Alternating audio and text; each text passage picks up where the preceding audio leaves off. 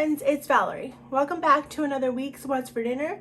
If you're new here, welcome. I would love if you would hit that subscribe button and join my YouTube family. I put out What's for Dinner videos every Sunday, and this week I have 3 inspirational meals and I hope that you enjoy them as much as we did. And this is a little bit longer of a video.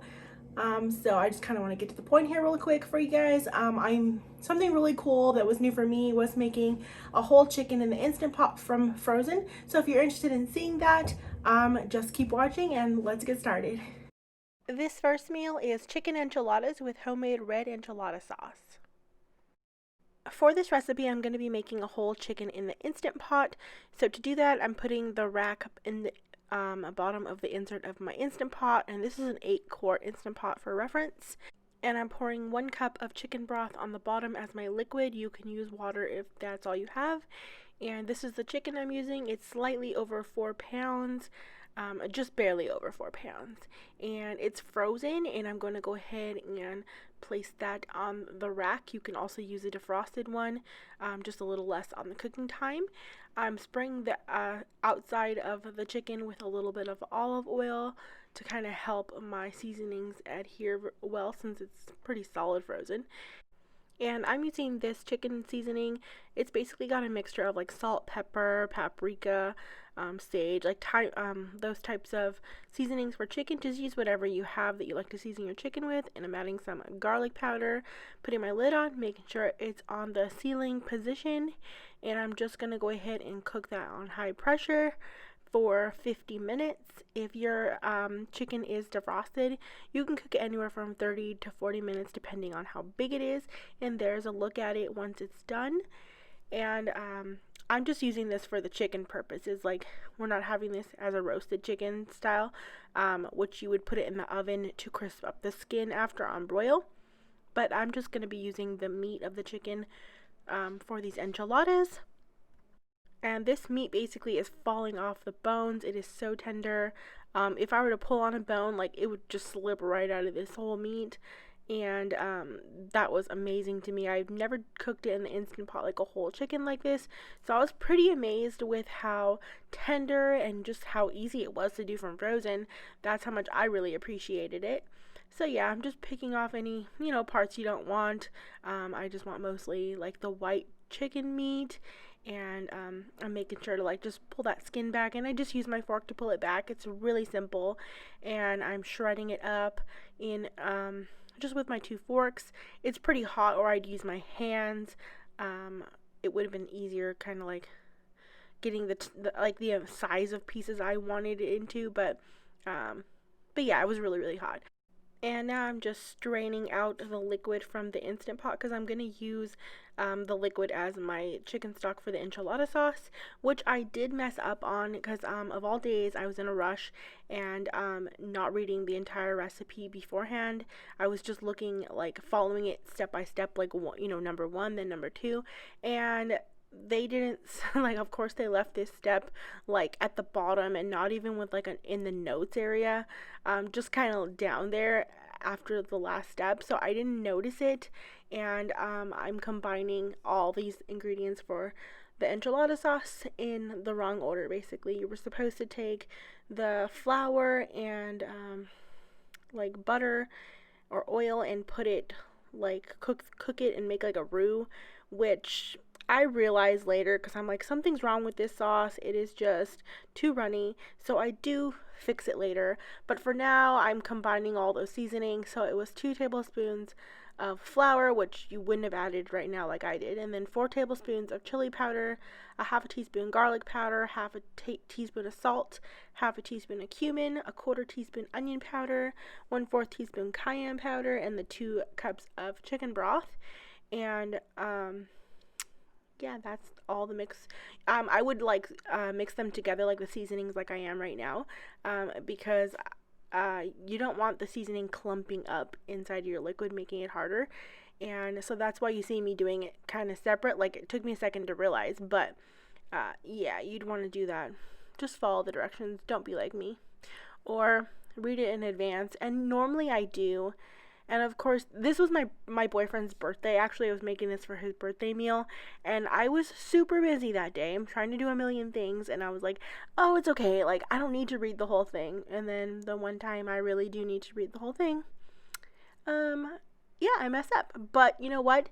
It worked out perfectly because I've actually reduced cans of enchilada sauce before.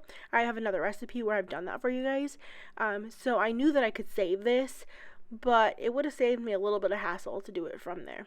Anyways, now I'm going to be shredding some cheese, and it calls for 2 cups of Monterey Jack cheese and 2 cups of cheddar cheese. So I'm just going to go ahead and grate that and measure out 2 cups of each.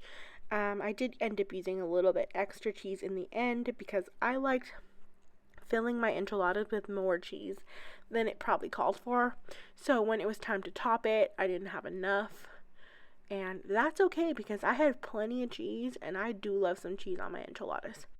Okay, so here you're going to see me adding the 1/2 cup of enchilada sauce to the bottom of my 9x13 baking dish, and this is when I realized, no, this is way too runny.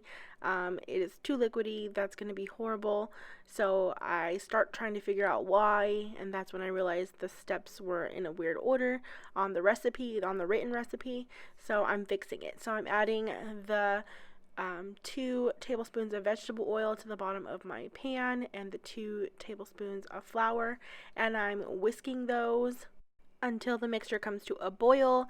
And you're going to go ahead and make sure to cook it for a couple minutes to remove the flour taste. You're basically making like a roux, and at this point you would add in all those seasonings until blended, but you know, I had already combined them with my liquid, so this is just how I'm going to have to do it, and it still worked out perfectly fine, thankfully. That would have been very disappointing to ruin the meal on my boyfriend's birthday. But anyway, so yeah, I'm just slowly adding that liquid in and whisking, and then I'm just gonna go ahead and let that boil, and then I reduce my heat down and let it simmer so that it'll become nice and thick like a nice good enchilada sauce. And just watch it though, because, and maybe whisk every so often, because it can get too thick as well. So now it's ready, so I'm adding that 1/2 cup to the bottom of my baking dish, and just spread that out as best you can. And then the recipe calls for 12 corn tortillas, and that actually worked out perfect for me. I kind of thought I can get away with a little bit more because I had a whole chicken's worth to use, but the sauce wise, it worked out perfect for the 12.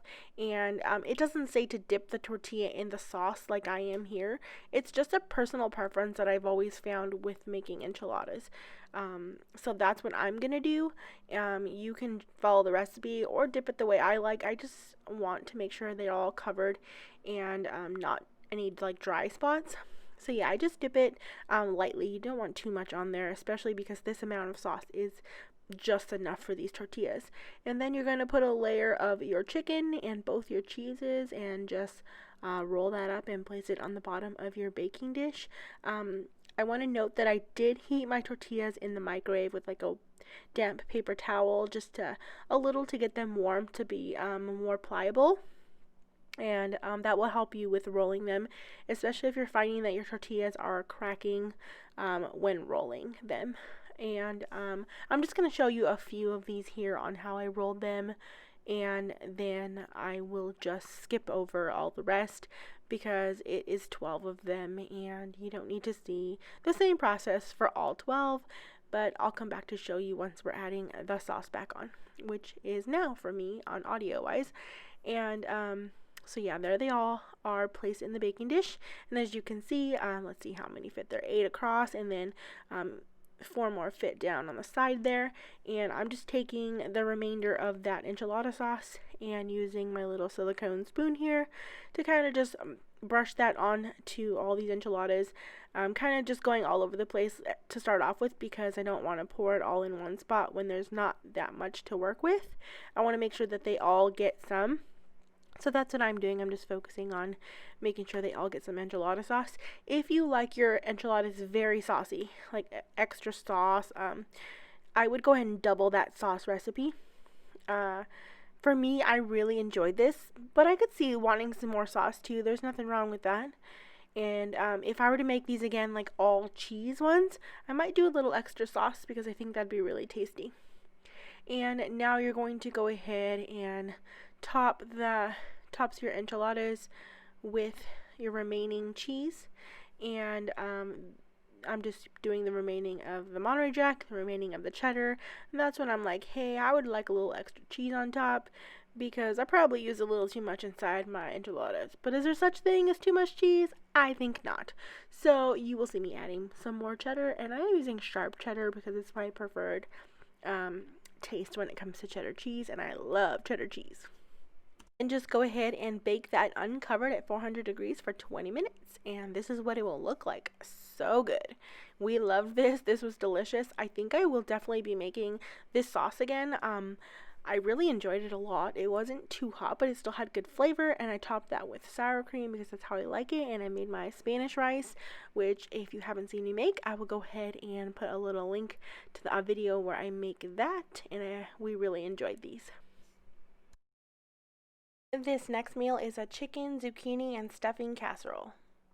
I'm starting off with 3 medium-sized zucchinis, and I'm just cutting off the ends. And then I'm going to go ahead and cut them in half lengthwise, and then in half lengthwise again, so it's quarters. And then I'm just going to dice those up into some bite-sized pieces and repeat.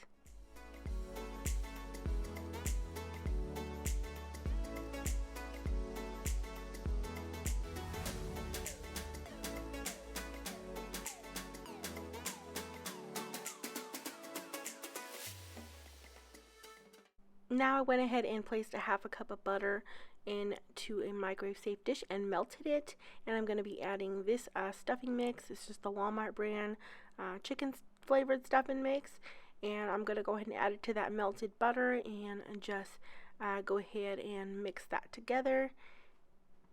And then you're going to go ahead and actually divide this stuffing mixture in half. You're going to put some into the casserole, but you're going to top it with the other half later on. So go ahead and just take half of that and then set it aside.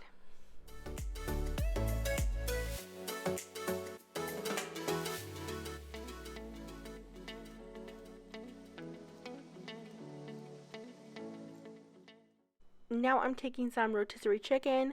You can also just use chicken that you have at home or just regular plain boiled chicken. Whatever chicken you want to use that's already cooked. I'm just using a rotisserie chicken that I had already pulled and kind of shredded into some chunkier pieces because I like to keep it that way in case I was deciding to do something else with it. I also kept the skin with it because I wasn't sure if I was going to air fry this into a different meal. But of course for this meal I don't want the skin, so I am making sure to remove the skin off of the pieces and just kind of shred it up a little bit finer than how I had it stored away.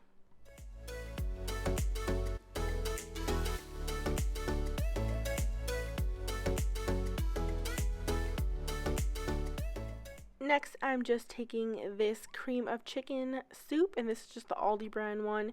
It's a 10.5 ounce can, and I'm going to go ahead and just dump it into this mixing bowl with everything else.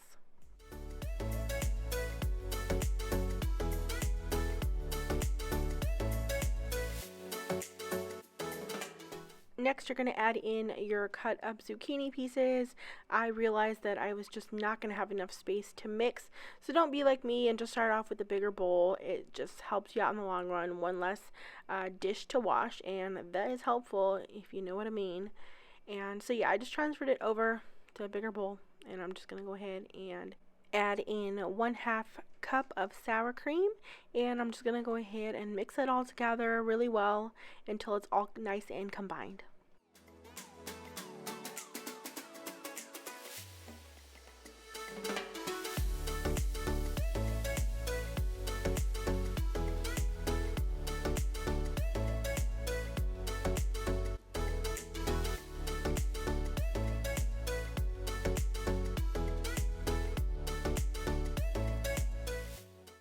Now I'm just taking my grease in a 9x13 baking dish, and I'm going to go ahead and spread that mixture into the bottom of the baking dish and spread it out as evenly as I can.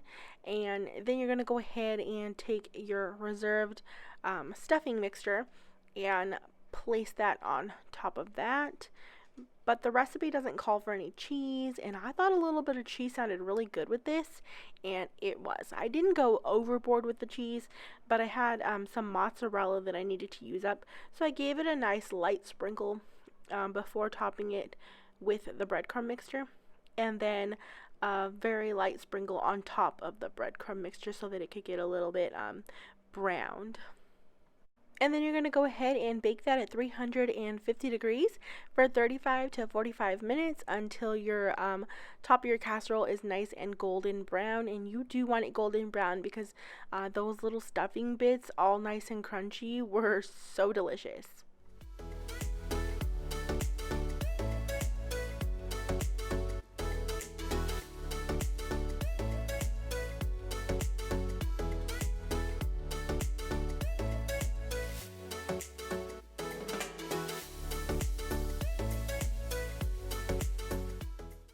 So I feel like at this point, when I make as many meals as I do for you guys, my boyfriend is constantly getting that variation and doesn't always point out how amazing everything is all the time. But he really pointed out how much he liked this, and I will agree, it was really good, and I loved how easy it was. But it just had everything, like my crunchy, my chicken, and my veggie, because I love zucchini. So we love this, and we hope you love it too. This last meal is pineapple shrimp fried rice, and tell me that it isn't so beautiful inside of this pineapple. So the recipe calls for 10 ounces of shrimp. I'm actually using a pound's worth, so I'm kind of doing like 1.5 of everything, and it calls for a teaspoon of soy sauce. I'm doing like about 1.5 teaspoons of soy sauce, and then close to about 1/4 of a teaspoon of white pepper. And the recipe doesn't call for this, but I decided to add 1/8 teaspoon of cayenne pepper as well. I was looking for a little bit of heat in this recipe and some additional flavor, so I'm just going to go ahead and stir that all together with the shrimps and let them marinate while I work on everything else.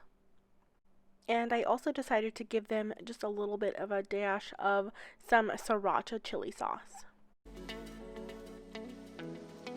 And now in a little bowl, I'm going to go ahead and combine the remaining white pepper, and that's just going to be close to about 1/4 of a teaspoon's worth. Again, I am doing 1.5 compared to the recipe because I wanted some leftovers. And now I'm going to go ahead and add in 3 tablespoons of soy sauce, and I didn't have any fish sauce, but I'm adding in the oyster sauce, and it originally calls for 1 tablespoon. I was going to do 1.5, but I decided to do 2 because I am omitting the fish sauce. If you have that, you can go ahead and add it in. And now I'm adding in a tablespoon, or it looks like close to 2 tablespoons of honey. And then I'm going to go ahead and add in about 3/4 teaspoon of curry powder, and then just give that all a good stir to mix it all up and let all those flavors combine with each other.